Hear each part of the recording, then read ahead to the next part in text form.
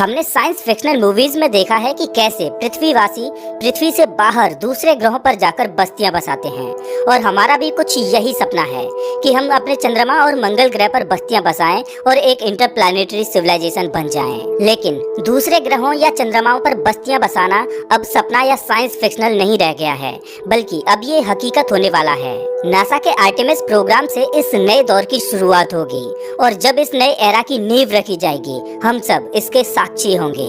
साल 1968 से 1972 तक अमेरिका ने इंसानों को चांद पर उतारने के लिए कुल 9 मिशन किए, जिनमें से 6 मिशन सफल रहे और इन मिशन के दौरान नील आर्मस्ट्रांग सहित कुल 12 लोगों ने चांद की धरती को छुआ। और चांद पर आखिरी मिशन था अपोलो 17, जिसको साल 1972 में अंजाम दिया गया था। लेकिन उसके बाद से किसी भी देश ने चांद पर मानव मिशन करने की कोशिश नहीं की और आज 50 साल का समय हो चुका है चांद पर आखिरी मानव मिशन को किए हुए। लेकिन अब इतिहास अपने आप को फिर से दोहराने वाला है और चांद पर नए दौर की टेक्नोलॉजी के साथ एक नए एरा की शुरुआत होने वाली है। चांद पर किए जाने वाले आर्टेमिस प्रोग्राम का मकसद है साल 2024 तक पहली वुमेन और अगले मैन को चांद की धरती पर उतारना और चांद पर रिसर्च करने के लिए वहां पर साल 2028 तक आर्टेमिस बेस बनाना। वैज्ञानिकों ने चांद पर आर्टेमिस बेस बनाने के लिए चांद पर एक बहुत बड़े गड्ढे सेकेल्टन क्रेटर को चुना है, जो कि 12 मील चौड़ा और 2 मील गहरा है। सोच कर देखिए कि मानव निर्मित एक बहुत बड़ा लूनर बेस इस गड्ढे के अंदर काले अंधेरे में होगा। लेकिन आखिर चांद पर लूनर बेस बनाने की क्या जरूरत पड़ेगी और इसका आगे आने वाले स्पेस मिशंस के लिए क्या इस्तेमाल होगा? चांद पर गोल्ड, प्लेटिनम और अन्य रेयर अर्थ मेटल्स का खजाना है। लेकिन किसी भी बाहरी कॉस्मिक बॉडी पर जो सबसे बड़ा खजाना होता है वो है पानी। अगर पानी को हाइड्रोजन और ऑक्सीजन में स्प्लिट करके सेपरेट किया जाए और हाइड्रोजन और ऑक्सीजन को लिक्विड में कन्वर्ट किया जाए तो ये बन जाता है एक रॉकेट फ्यूल, जो कि स्पेस मिशंस के लिए बहुत ही कारगर साबित होगा। पृथ्वी से लॉन्च किए गए किसी भी स्पेसक्राफ्ट को चांद पर जाकर फिर से रिफिल किया जा सकेगा। वैज्ञानिक मानते हैं कि सेकेल्टन क्रेटर की गहराई में पानी बर्फ के रूप में दफन है। अगर वहाँ पर पानी का बहुत बड़ा भंडार मौजूद है तो वो फ्यूल का बहुत बड़ा रिसोर्स बन सकता है। नासा का मानना है कि चांद पर 600 मिलियन से लेकर 1 बिलियन मैट्रिक टन तक लूनर आइस मौजूद है, जो कि भविष्य में किए जाने वाले मानव मिशनों के लिए बहुत बड़ा खजाना है। अगर हम इस पानी को अच्छी तरह से हार्वेस्ट कर पाए तो चांद मंगल ग्रह की यात्रा के लिए एक फ्यूल स्टेशन का काम कर सकता है। लेकिन ये सब इतना आसान नहीं रहने वाला। चांद पर लूनर बेस बनाने के लिए बहुत सी चुनौतियों का सामना करना पड़ेगा। आर्टेमिस प्रोग्राम के 4 मेन कंपोनेंट्स हैं। पहला है स्पेस लॉन्च सिस्टम रॉकेट यानी SLR, जो कि अभी तक का सबसे पावरफुल रॉकेट होगा, जो स्पेसक्राफ्ट को पृथ्वी से बाहर तक लॉन्च करेगा। दूसरा कंपोनेंट होगा ओरायन स्पेसक्राफ्ट, जो कि एस्ट्रोनॉट्स को चांद तक ले जाएगा। तीसरा कंपोनेंट होगा लूनर गेटवे। ये एक तरह का छोटा स्पेस स्टेशन होगा जो कि चांद के चारों ओर चक्कर लगा रहा होगा। और इस मिशन का चौथा कंपोनेंट होगा ह्यूमन लैंडिंग सिस्टम, जिसकी मदद से एस्ट्रोनॉट्स चांद की सतह पर उतरेंगे और ये सारे ही सिस्टम एक साथ ऑपरेट होंगे। चलिए अब जानते हैं कि आर्टेमिस प्रोग्राम को अंजाम कैसे दिया जाएगा।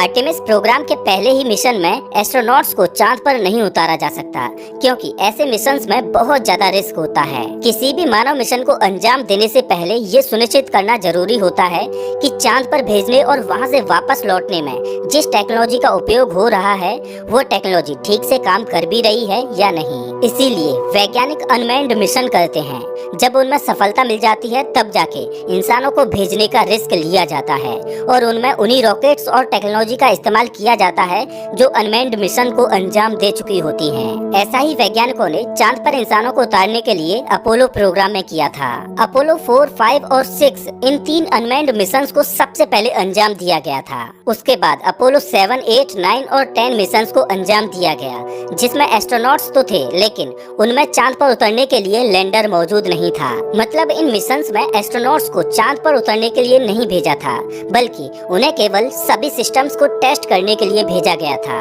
अपोलो 7, 8, 9 और 10 मिशंस में एस्ट्रोनॉट्स चांद पर गए तो थे, लेकिन लेकिन वो चांद के ऑर्बिट में घूमकर फिर से वापस आ गए। जब वैज्ञानिकों ने ये सुनिश्चित कर लिया कि अब वो इंसानों को चांद पर उतारने में सक्षम हैं, तब जाके अपोलो 11 को लॉन्च किया गया और इंसानों को चांद की धरती पर पहली बार उतारा गया। ठीक उसी तरह से आर्टेमिस प्रोग्राम को भी अंजाम दिया जाएगा।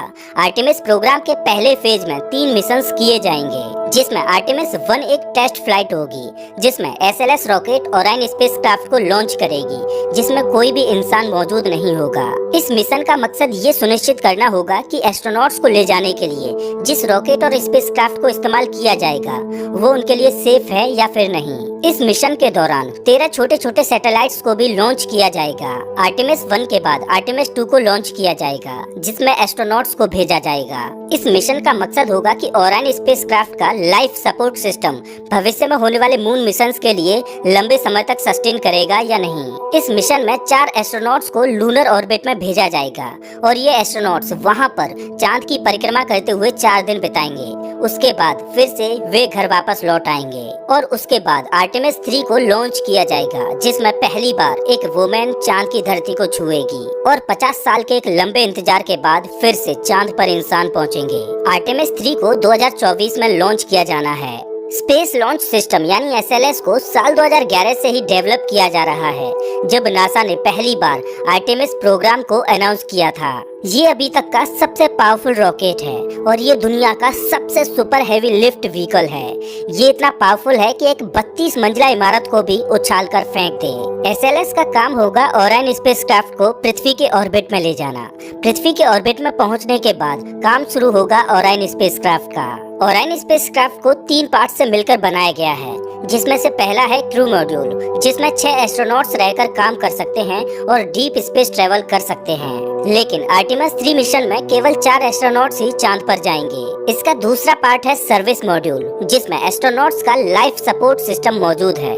सर्विस मॉड्यूल का ही काम होगा क्रू मॉड्यूल में पर्याप्त प्रेशर और ऑक्सीजन बनाए रखना। साथ ही सर्विस मॉड्यूल में एक इंजन भी है, जिसको डीप स्पेस में ऑपरेट किया जाना है। और ओरायन का तीसरा पार्ट है एबॉर्ट सिस्टम। इसका उपयोग मेनली एस्ट्रोनॉट्स की सेफ्टी के लिए है। अगर बाई चांस लॉन्च से लेकर पृथ्वी के ऑर्बिट में प्रवेश करने तक मिशन में कोई गड़बड़ी होती है तो एस्ट्रोनॉट्स इस एबॉर्ट सिस्टम की मदद से अपनी जान बचा पाएंगे। पृथ्वी के ऑर्बिट में एक बार ओरायन के पहुंचने के बाद लोड कम करने के लिए एबॉर्ट सिस्टम को हटा दिया जाएगा, क्योंकि अब ओरायन खुद ही सेफली एबॉर्ट कर सकता है। रॉकेट से अलग होने के बाद ओरायन स्पेसक्राफ्ट चांद की ओर गोली की रफ्तार से भी तेज गति से बढ़ेगा।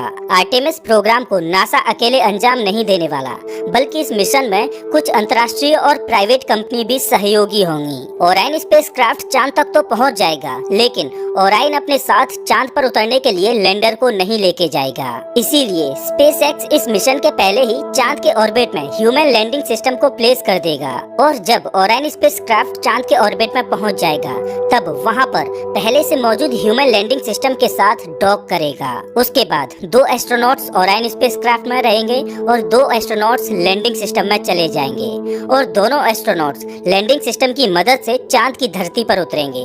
तब तक ओरायन स्पेसक्राफ्ट चांद के चक्कर लगाता रहेगा। एस्ट्रोनॉट्स एक हफ्ते तक चांद की सतह पर रहकर रिसर्च करते रहेंगे। उसके बाद वो वापस ओरायन पर पहुंच जाएंगे और ओरायन का इस्तेमाल करके वो वापस पृथ्वी पर आ जाएंगे। लेकिन आर्टेमिस प्रोग्राम यहीं खत्म नहीं होगा, बल्कि ये तो एक नई एरा की शुरुआत होगी। दरअसल भविष्य में चांद पर इंसानी बेस बनाने के लिए सबसे पहले चांद के ऑर्बिट में एक छोटा सा स्पेस स्टेशन बनाया जाएगा, जो चांद के ऑर्बिट में घूमता रहेगा। ये बिल्कुल वैसे ही होगा जैसे पृथ्वी के ऑर्बिट में इंटरनेशनल स्पेस स्टेशन घूम रहा है, लेकिन चांद के ऑर्बिट में बनाया गया स्पेस स्टेशन ISS की तुलना में बहुत छोटा होगा। चांद के ऑर्बिट में बनाए जाने वाले स्पेस स्टेशन का नाम होगा गेटवे, जो कि भविष्य में चांद पर किए जाने वाले मानव मिशनों के लिए बहुत उपयोगी सिद्ध होगा। आने वाले मिशंस में पृथ्वी से आने वाले स्पेसक्राफ्ट गेटवे में डॉक करेंगे और एस्ट्रोनॉट्स यहाँ पर कुछ दिन रुककर अपनी रिसर्च भी करेंगे। और इस गेटवे में पहले से ही लैंडिंग सिस्टम मौजूद होगा, जिसका इस्तेमाल करके वो चांद की सतह पर उतरेंगे और इसी के द्वारा वो वापस गेटवे पर लौट आएंगे। इस गेटवे की मदद से साल 2028 तक चांद पर एक लूनर बेस बनाया जा चुका होगा और भविष्य में मंगल ग्रह पर उड़ान भरने के लिए चांद के इसी लूनर बेस का अहम योगदान रहेगा। दोस्तों, हम बहुत लकी हैं कि स्पेस के इस नए एरा की शुरुआत के हम साक्षी बनेंगे। तो दोस्तों, इस वीडियो में बस इतना ही। वैसे आप हमारा ये वीडियो कौन से शहर से देख रहे हो, हमें कमेंट करके जरूर बताएं। अगर आपको ये वीडियो अच्छा लगा हो तो इसे लाइक करें और ऐसे वीडियोज के लिए चैनल को सब्सक्राइब करें, साथ ही बेल आइकन दबाएं।